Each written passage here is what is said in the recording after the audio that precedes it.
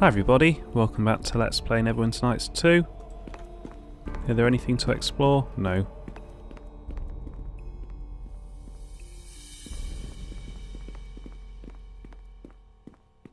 Wonder if I should go invisible. What? Githyanki are in here? Oh, that's inconvenient.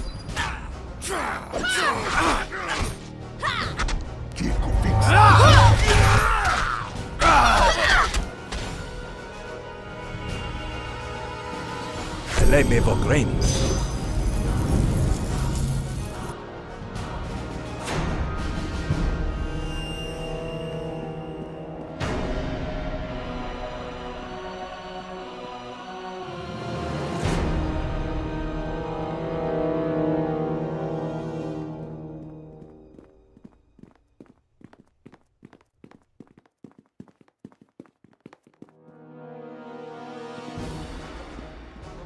Hope they like being on fire. Take that! Hells.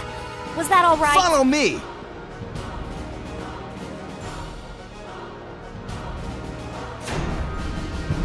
I wonder if I can change his behaviour. You need to be closest to me. I had a comment on my videos that the reason sometimes combat is harder than it needs to be is because the party is so spread out, which is probably true. It's just a case of getting them closer.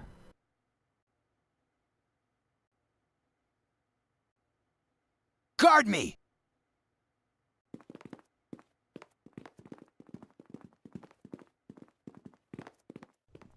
That seemed to work. For a second.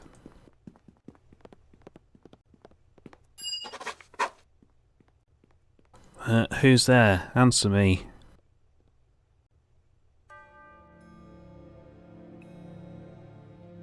You know there are Githyanki here. What's going on? Oh, thank the gods. I heard shouting and the sounds of fighting, and feared whatever evil has fallen on the archives would find me. So why has this been suppressed? Why didn't the Watchman know about this?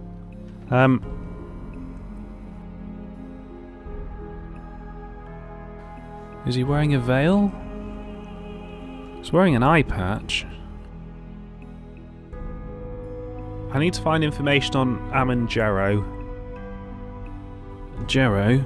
That information would only be contained within the vault. Many of Neverwinter's secrets are kept there, but it is for our eyes alone. We've only got one. Ha! Yeah, I'm bullying him because he's got one eye, because that's what big men do.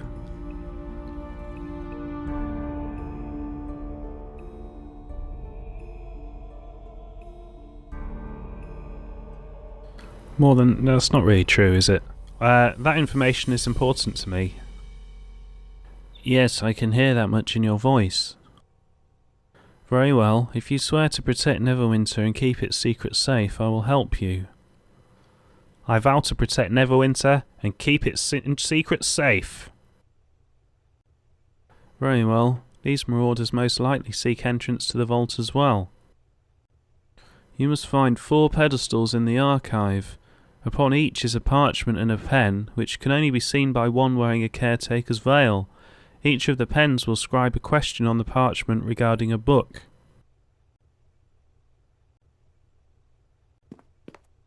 Sounds like the test the Academy instructors used to give, and just as fun. The pen and parchment will inform you of their book. The pen and parchment will inform you of the book their question concerns and ask you for your answer. Answer all 4 correctly and the vault will open.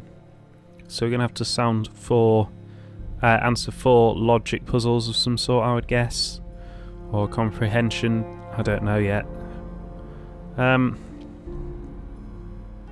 Alright, is there anything else I need to know? Find the body of one of my fellow caretakers. Then take his veil and use it to find the panels. Now, I must find my way out of here. Good fortune to you.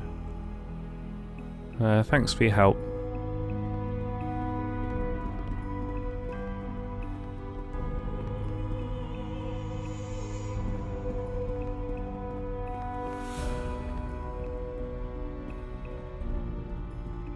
Aha, that looks nice and convenient.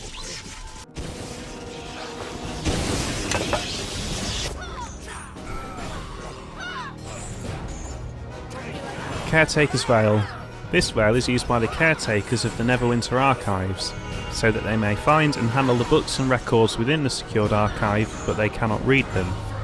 Using this helmet gives the ability to spot all hidden objects, traps and doors, but the user is effectively blind while wearing the veil, greatly decreasing their dexterity and armour class.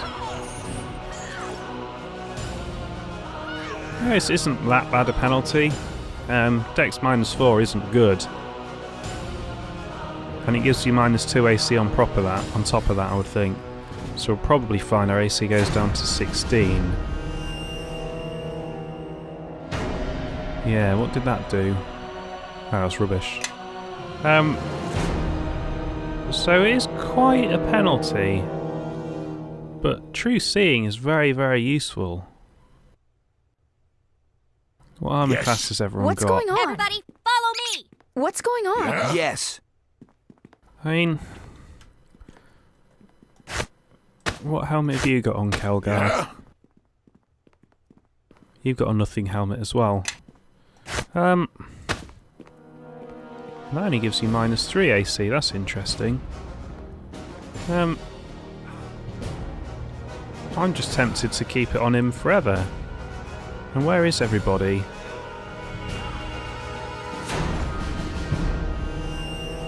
I've selected Yanni, haven't I? Yes, I have.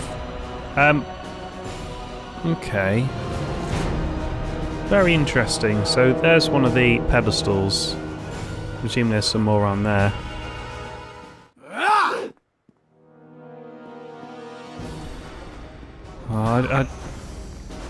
Right, can everyone just go back to the start, please? You are gonna regret. I don't care, I don't care. Oh, you killed them all now. Yes. Right, let's... how am I going to work it round? Let's go...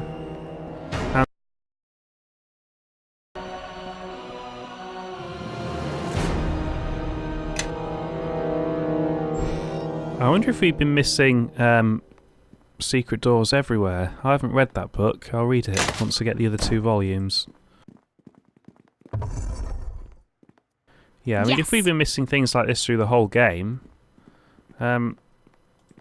this is going to be well worth it. If it reveals all traps, this is going to be amazing.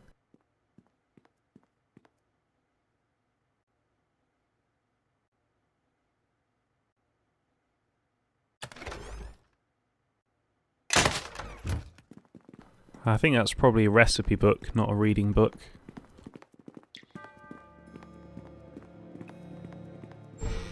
And the amount of speed, that's going to be a reading book. The amount of speed that we're going to get by not having to have the search mode on all the time will be well worth it. If Kelgar gets in, good.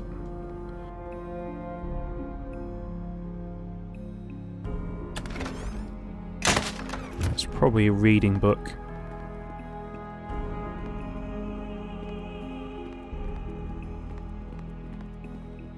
I'm just trying to think what would be best. Looting the whole room and then doing the puzzles, I think.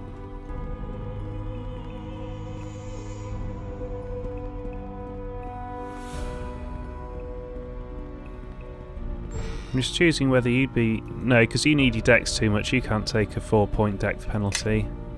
I'll read that later. Follow me.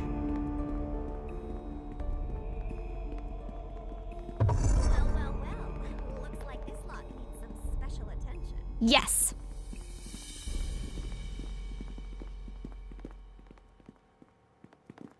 If I find a way to add a dexterity bonus to things, I don't know if that'll cancel out what it's already got. Same for an AC bonus. I haven't looked at the crafting system at all, but if they're all stacked up, that would be quite something.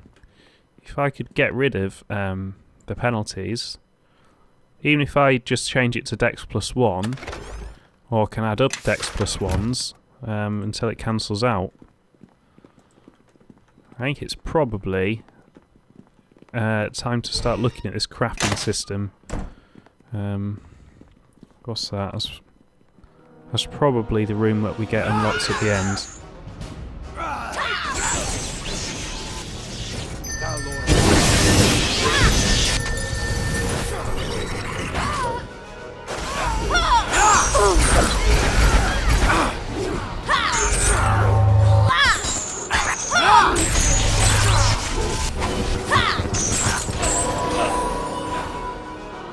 Nice, everyone got a level up.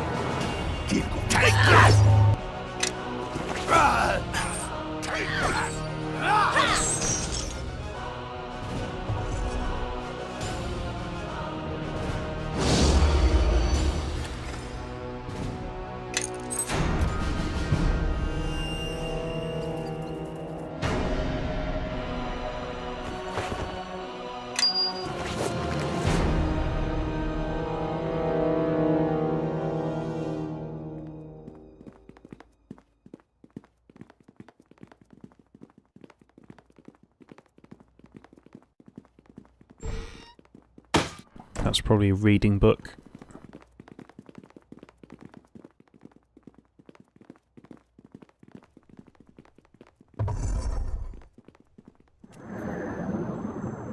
Only Kelgar's there now. What have I done? No, it didn't work. Why has it not worked? He should have spotted that straight away, shouldn't he?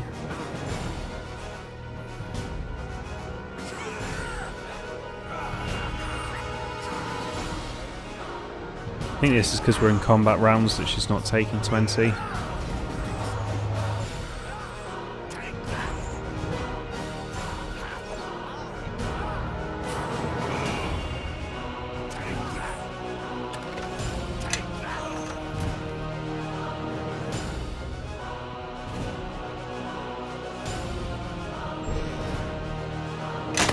So that's all 3 death of a sailorman.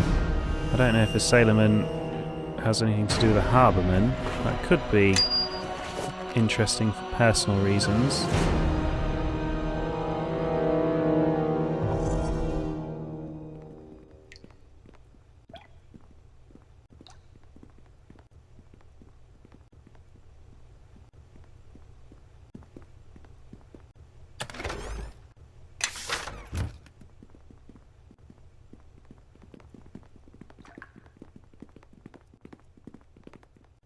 Right, that's a full lap, apart from this bit in the middle, which as I say I suspect is related to the puzzles.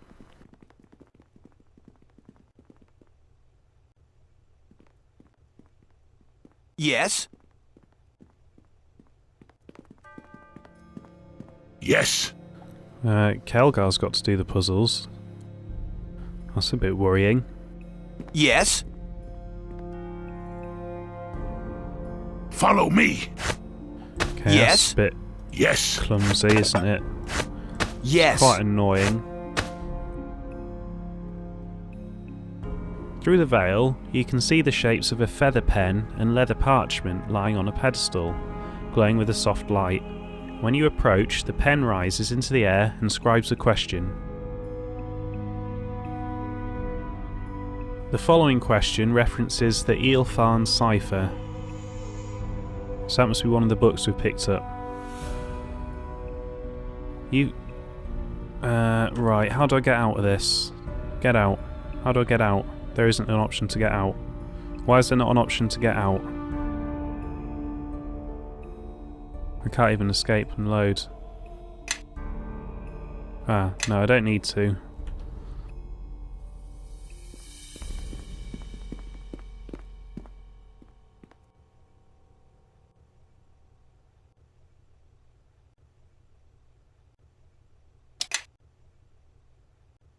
So have I missed some books, shelf of books then? Let's try going into that middle room. Unless someone else picked it up. Oh, Nisha picked them all up, didn't she? Oh, this is annoying. Right, everyone come back. The Eelfarn cipher. Nix is death. 1 is life. 2 is 1. 3 is to lead.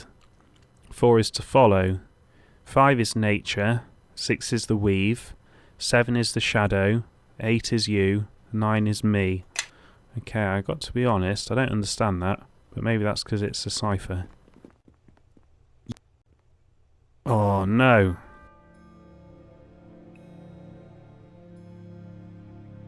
Okay, I understand. So we need to compare. We need the cipher to get the code out of the. To answer this question, we need the code. Right, and I can't have both windows open at once. I don't know why I can't have both windows open at once. You'd think Yanni would look in his book. How can I help? Is it because you had the book? Yes. I've read all of these, have I? Oh, his inventory's a bit... I need another magic book, magic pouch, don't I? What's in this one? Lots of stuff. Mostly crafting components.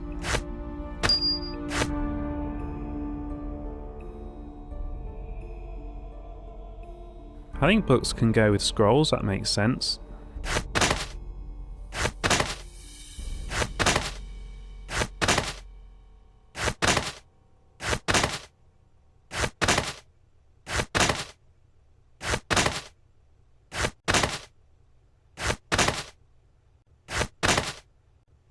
Book of Seeing. That's interesting. That's a new one, The Death of a Sailorman. Sailorman. Yes.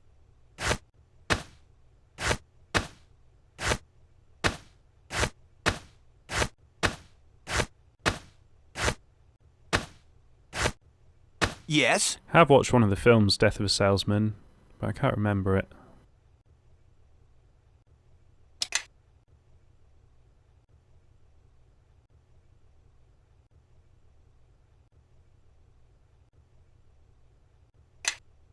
So let's try and remember. I know there are various memory techniques, but I'm just going to remember a few and just hope it's good enough to get through.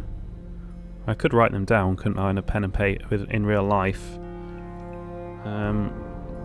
We'll have one more go without me finding a pen and paper. Death, life, 1. Death, life, 1. Death, life, 1. Death, life, 1. Death, life, 1.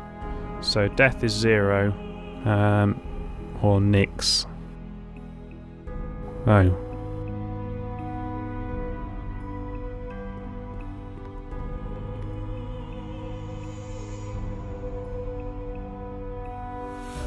Life is 1. 1 is 2.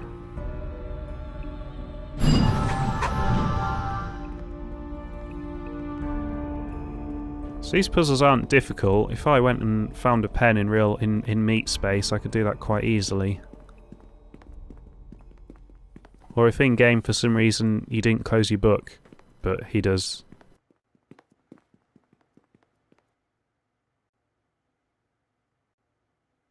Death of a Sailorman. What is the name of Treneby Darvin's ship? I don't know.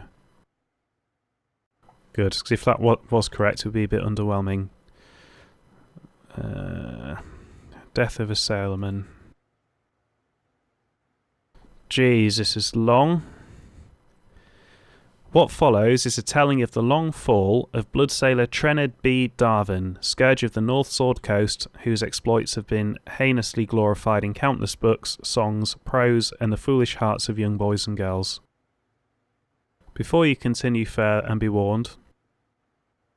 Before you continue and further, be warned. This is a tale to chill the soul and curl the toes. O ye young lads who aspire to become swashbucklers or blackguards, heed the fate of Treneby Darvin. For a sea dog, there are 2 common ways of dying. One way, and the way that most prefer, is a gentle death of old age. The second is to drown, either in the salty sea or in a deep draught of mead, ale or rum. In other stories of Treneby Darvin, his death is always coloured in a very noble light. In some, he falls defending his shipmates from the combined fleet of the Luskan Navy, or he dies peacefully in the arms of his one true love. Who she is varies nearly as often as how she died. He died. For every 100 stories about Treneby Darvin, there are 100 or more different versions of his death. each more heroic and unbelievable than the last. The true end of Trevna B. Darwin is anything but heroic, and by the end of this account you will find it believable.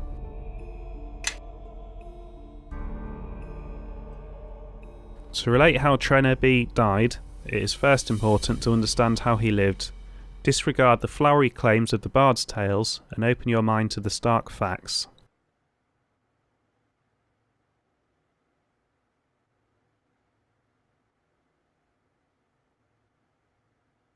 Sorry about that, just getting a drink. In the history of the Sword Coast, no single pirate has been responsible for the deaths of so many or the loss of so much property. Many fables celebrate Darwin's crowning achievement when his ship, the Sable Crow, sank the Luskan Pride, which carried a year's weight in taxes. Darwin was only able to pilfer about 10,000 gold pieces of the Luskan people's money before the Pride sank, lost forever to the indifferent creatures in the depths of the trackless sea.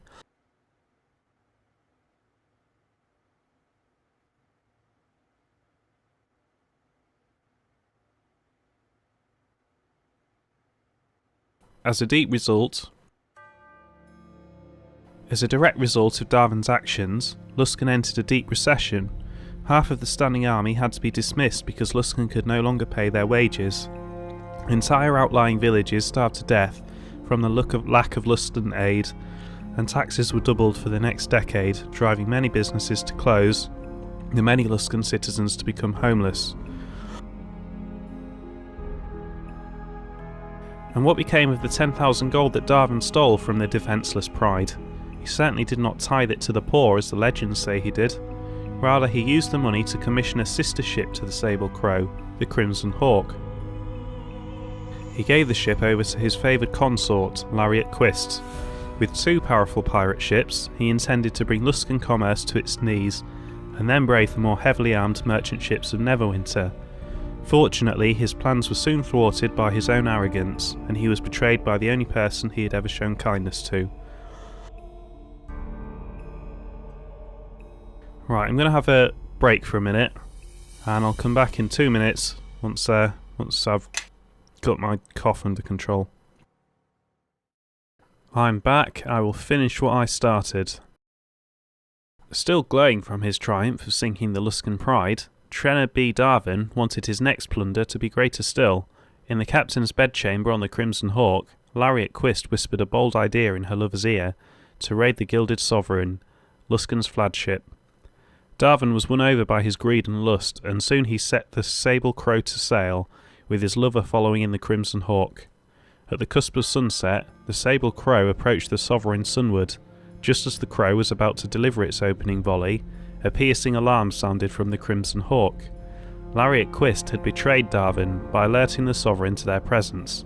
Worse still, she set the Crimson Hawk to blindside her sister ship and ordered the men she had handpicked to board the Sable Crow.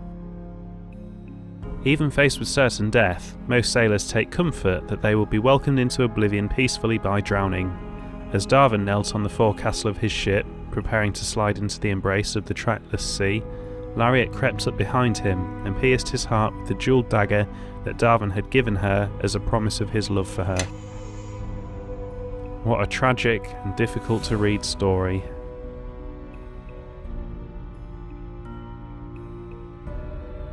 Who is the captain of the Crimson Hawk? That is his missus. That is is it Lariat or Lariat Quist? Lariat Quist.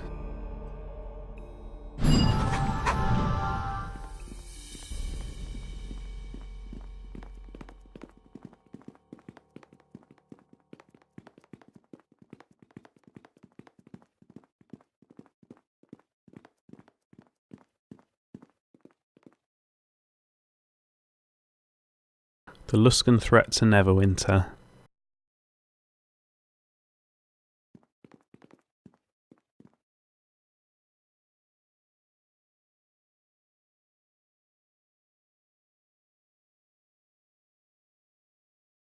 A report from an anonymous source illustrating the nature of the Luskan threat.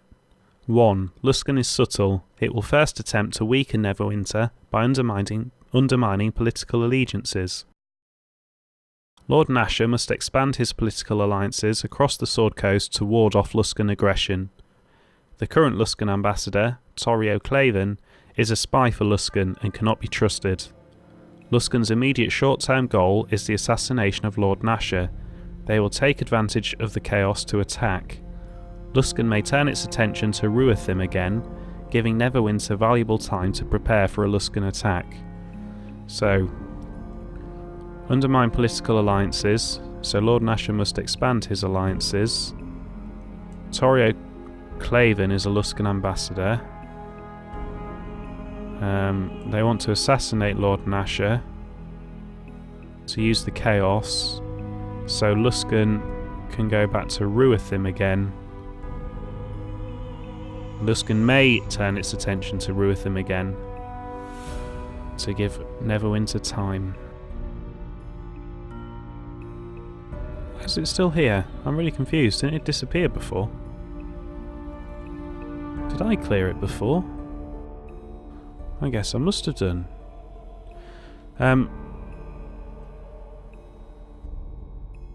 Assassination of Lord Nasher is Luskan's most immediate short-term goal. Did I close these windows before? Am I going absolutely bonkers? Doing an LP is very different to playing a game. You've got a lot more sort of to concentrate on, really. Well, I must have missed some cases, did I, in the middle of... Yeah, I did. Do I have 2 copies of that? Yeah. Huh.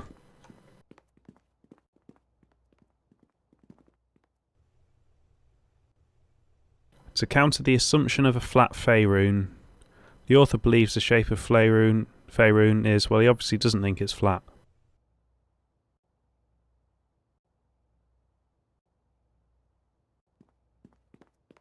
Since the beginning of recorded history, it has been the popular belief that Faerun is flat. Even when the magnet was discovered, and the concept of gravity was postulated by ancient Eilfan, scholars of those times reasoned that objects are pulled towards the ground by the magic force exerted on all living things by the weave. However, from examining the recovered records of the Archmage Karsus, we know that he actually succeeded in disrupting the weave for several moments in an attempt to ascend to godhood. Great destruction followed, but history makes no mention of creatures falling up from Faerun into the heavens. Thus, gravity is not a magical force that is dependent upon the weave.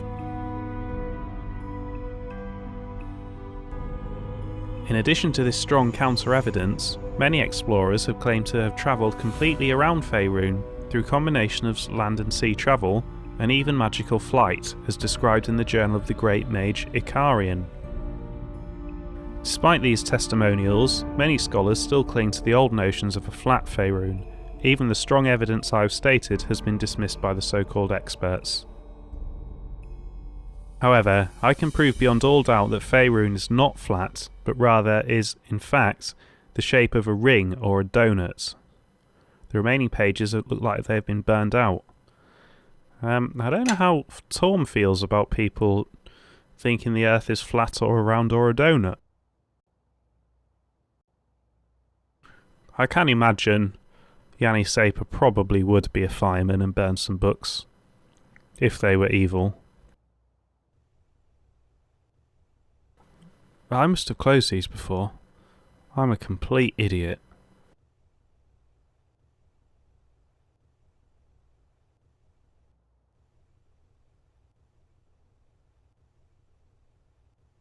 Oh, but I can't scroll it. I appreciate I've got a UI mod. The author doesn't believe the weave is, that's what everyone else thinks. I don't think anyone said it was the weight of the souls or the gods, so the author believes in gravity. No.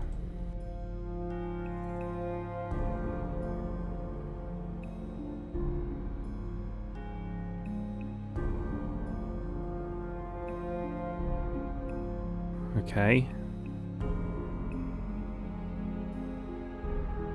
Okay, I don't understand. Gravity is not a magical force that is dependent upon the weave. We agree on that. Hopefully it won't come up again.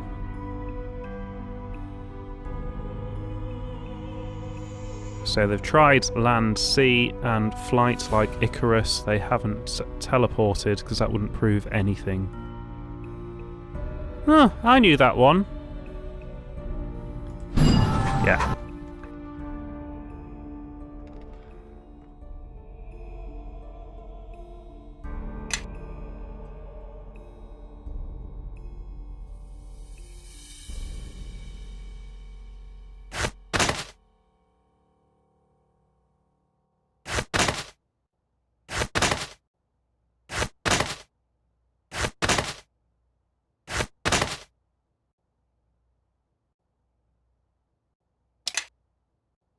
Okay, we've still got a few books to read.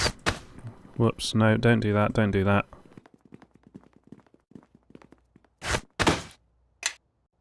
When my throat's a little better. I'm sure it will be soon. Perhaps it's just dry in here and I was shouting too much. Breathing too much. Like a mouth breather. The location of Haven. Interesting. There is another Jero. Ziri will want her. I shall take care of the descendant. Wipe out all mention of the thief. Then rejoin the others.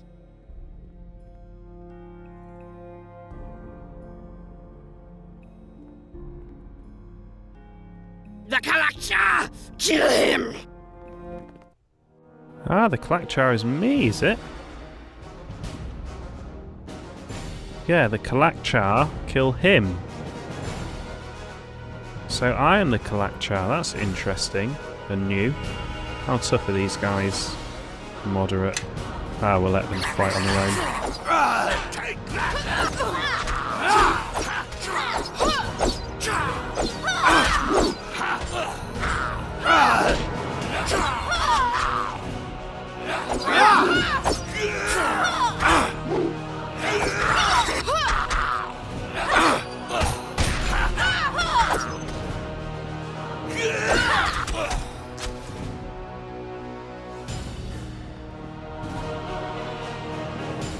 So I didn't have time to burn this book, which is very useful to us. These records of the Jero family have been partially destroyed. From what you can piece together, Amon Jero has one living relative, Chandra Jero, who has a farm near Highcliffe.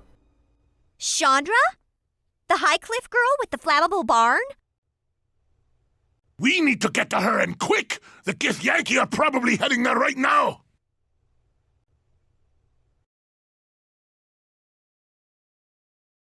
Oh yeah. Well remembered, Nishka. That's right, and we tried to get into her barn, or we tried to get her to come out and meet her again, and we couldn't. Well remembered, Nishka.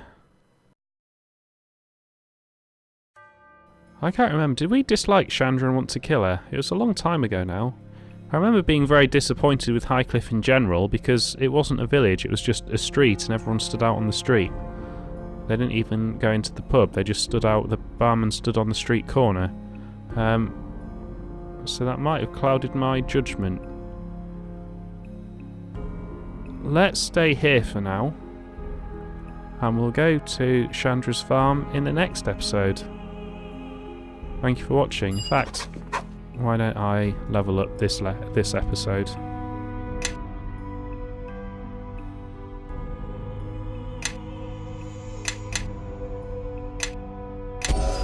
I hope we get to level up the bard and do his magical crafting stuff.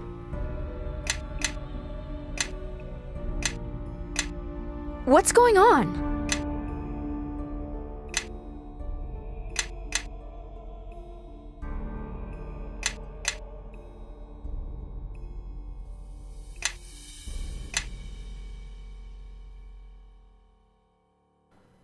Most sensible is to get one of these. Probably. I don't have identify, do I? But I've got loads of lore. And it only costs 100 gold to identify stuff. We got loads of gold now.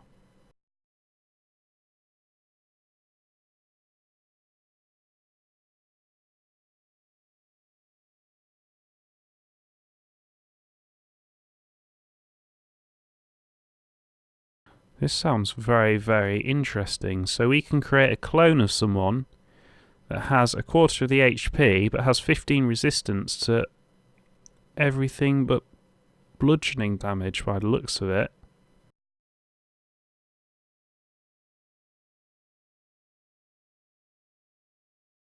But not a higher level than the caster, and not higher than 15 hit dice, but that's a huge level.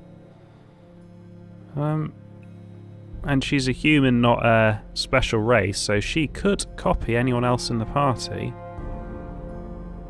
Copied creatures have no memorized spells, so we'd have to copy a fighter. However, that's a very useful spell. I don't know, 1 round a level, but we must be quite a high level by now. We must be sort of level 10, 11, 12. So at some point we'll lose out. Yeah, we'll lose that out in a few levels, won't we?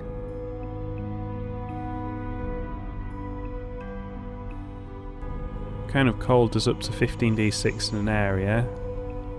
That's pretty nice for crowd kill, but we've got loads for killing groups of people, but we've got loads of those, haven't we? I can only use this on a party member by the looks of it, not an enemy. So that's a shame.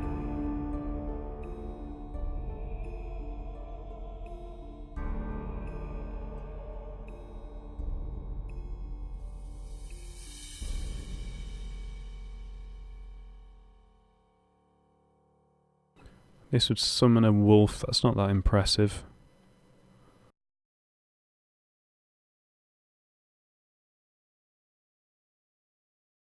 Sounds like it would cause some party damage, so we don't want that. This would unsummon creatures, which could be very useful.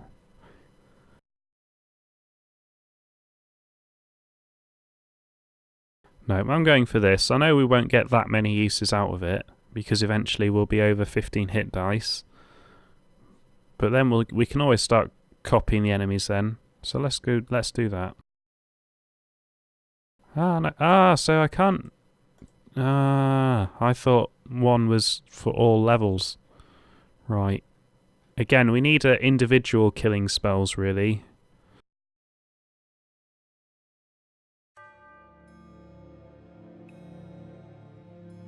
Another summoning spell.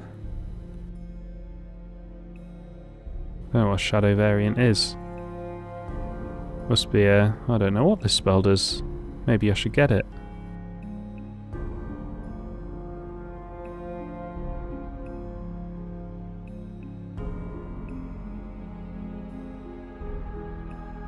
No, it's another area attack.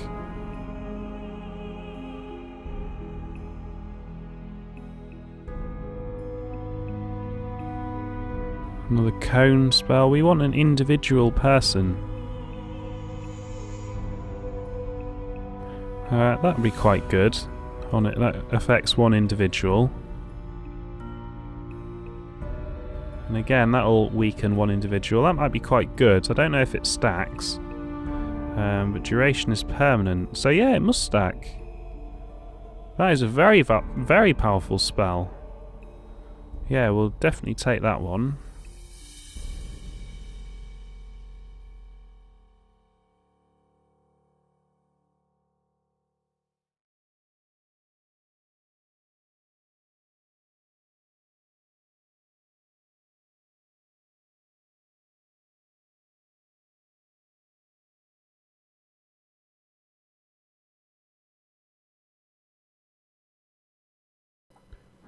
That's quite good. I probably won't be using it.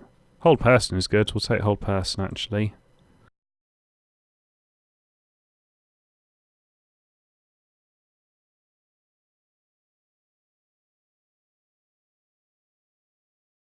+4 strength bonus is good. Let's take this one back. Bull strength. Can I choose identify instead? No.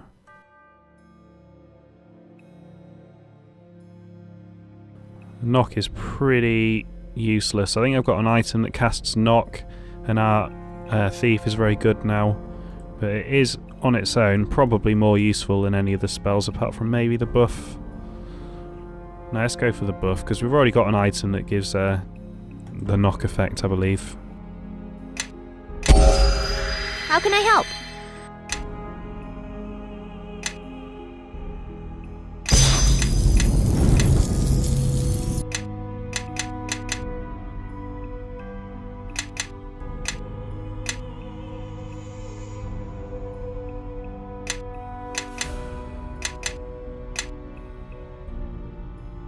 Ah, and you get a feat. Do we improve 2 weapon fighting? That's what you need.